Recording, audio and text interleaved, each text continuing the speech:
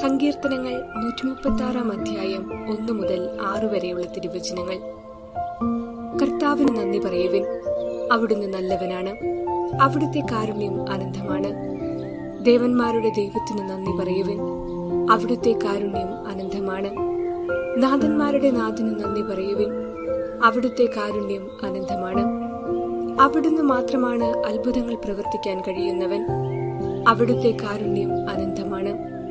ജ്ഞാനം കൊണ്ട് അവിടുന്ന് ആകാശത്തെ സൃഷ്ടിച്ചു, അവിടുത്തെ കാരുണ്യം അനന്തമാണ്. അവിടുന്ന് സമുദ്രത്തിനുമേൽ ഭൂമിയെ വിരിച്ചു, അവിടുത്തെ കാരുണ്യം അനന്തമാണ്. ഓർമ്മിക്കുക, ഏറ്റുമുട്ടലുകളല്ല, മറിച്ച് തിന്മയെ നന്മ കൊണ്ട് കീഴടക്കുകയാണ് വേണ്ടത്. പാപിനിയും രക്ഷകനും കണ്ടുമുട്ടിയപ്പോൾ ഈശോയാകുന്ന നന്മ കൊണ്ട് ആ തിന്മയുടെ ശക്തിയെ കീഴടക്കി. അങ്ങനെ അവളുടെ ജീവിതം മാറ്റിമറിച്ചു. ഇവിടെ എടുത്തു പറയേണ്ട ഒരു കാര്യം ഈശോയുടെ നീണ്ട നിശബ്ദതയാണ്. ദൈവിക സ്വരം ആ പാപിനിയുടെയും അവളുടെ മേൽ കുറ്റം ആരോപിച്ചവരുടെയും അന്തരാത്മാവിൽ ചലനം സൃഷ്ടിക്കുവാനായിരുന്നു. ഈശോ ഉദ്ദേശിച്ചതുപോലെ അത് രണ്ടു കൂട്ടരിലും മാറ്റത്തിനു കാരണമായി. അവളെ കല്ലെറിയാൻ വന്നവർ കല്ലുകൾ ഉപേക്ഷിച്ച് മ്ലാനരായിപ്പോയി. അവൾ ഈശോയെ കർത്താവേ എന്ന് വിളിച്ച് പശ്ചാത്താപ വിവശയായി. ഭാവിയിലേക്ക് പ്രത്യാശയോടെ നോക്കുവാനും ഒരു പുതിയ ജീവിതം ആരംഭിക്കുവാനും അവൾക്ക് കാരണമാകത്തക്ക വിധം ആ നിശബ്ദതയിൽ ദൈവിക സ്നേഹം ചൊരിയുകയായിരുന്നു. രണ്ടാമത്തെ പാപിനി ഈശോ ശിമയോന്റെ ഭവനത്തിൽ ഭക്ഷണത്തിനിരുന്നപ്പോൾ അവിടുത്തെ പാദങ്ങൾ കണ്ണീരുകൊണ്ട് കഴുകുകയും തലമുടി കൊണ്ട് തുടയ്ക്കുകയും പാദങ്ങൾ ചുംബിക്കുകയും സുഗന്ധതൈലം പൂശുകയും ചെയ്തവളാണ്. അവളെ കുറ്റം വിധിക്കുന്നതിനു പകരം നിന്റെ നിരവധിയായ പാപങ്ങൾ ക്ഷമിക്കപ്പെട്ടിരിക്കുന്നു എന്ന വചനമാണ് ഈശോ ഉച്ചരിച്ചത്. ദൈവപിതാവിന്റെ സ്നേഹം വെളിപ്പെടുത്തുന്ന ഏറ്റവും ദൃശ്യമായ അടയാളമാണ് ക്ഷമ. സുവിശേഷത്തിലുടനീളം സ്നേഹത്തിന്റെയും ക്ഷമയുടെയും മാതൃക ഈശോ പഠിപ്പിച്ചു തരുന്നു. പിതാവേ, അവരോട് ക്ഷമിക്കണമേ, എന്തെന്നാൽ അവർ ചെയ്യുന്നത് എന്താണെന്ന് അവർ അറിയുന്നില്ല എന്ന കുരിശിലെ പ്രാർത്ഥനയിലൂടെ ക്ഷമിക്കേണ്ട രീതി അവിടുന്ന് കാണിച്ചു തന്നു. അങ്ങനെ കരുണ ദൈവപിതാവിന്റെ സൗജന്യ ദാനമാണെന്ന് ഈശോ തെളിയിച്ചു. കാരണം ദൈവം കാരുണ്യവാനാണ്, അവിടുത്തെ കാരുണ്യം അനന്തമാണ്. ദൈവകരുണയ്ക്ക് പാത്രീഭൂതരാകുവാനുള്ള ഏക യോഗ്യത അനുതാപമാണ്. അനുതപിക്കുന്ന പാപികളെ വിശുദ്ധീകരിക്കുന്ന അവിടുന്ന് ഓരോ വ്യക്തിയുടെയും ജീവിതത്തിലേക്ക് സ്നേഹപൂർവം കരുണ വർഷിച്ച് കടന്നുവരുന്നു.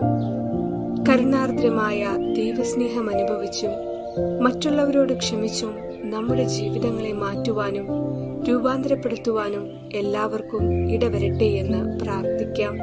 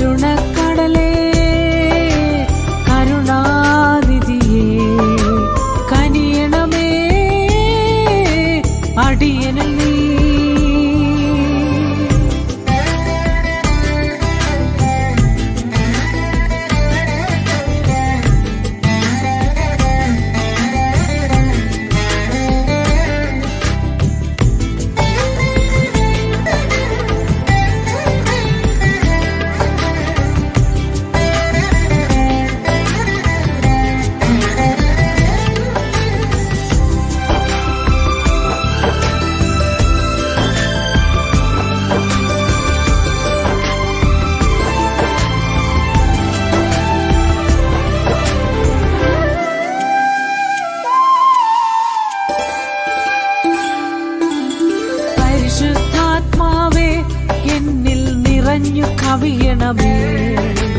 മാലിന്യം നീക്കി എന്നെ പൂർണ്ണനാക്കണമേ. ഓ പരിശുദ്ധാത്മാവേ എന്നിൽ നിറഞ്ഞു കവിയണമേ. മാലിന്യം നീക്കി എന്നെ പൂർണ്ണനാക്കണമേ. ഞാനെന്നും അങ്ങയോടൊന്നു ചേരാൻ, ഞാനെന്നും നിൻ ശക്തിയിലായിരിപ്പാൻ, ഇന്ദ്രജയം ഞാൻ പ്രാപിക്കുവാൻ അങ്ങനെ പൂർണ്ണനാക്കണമേ. ഓ കരുണക്കടലേ, കരുണാനിധിയേ, കനിയണമേ അടിയനിൽ നീ. ഓ കരുണക്കടലേ, കരുണാനിധിയേ, കനിയണമേ അടിയനിൽ നീ.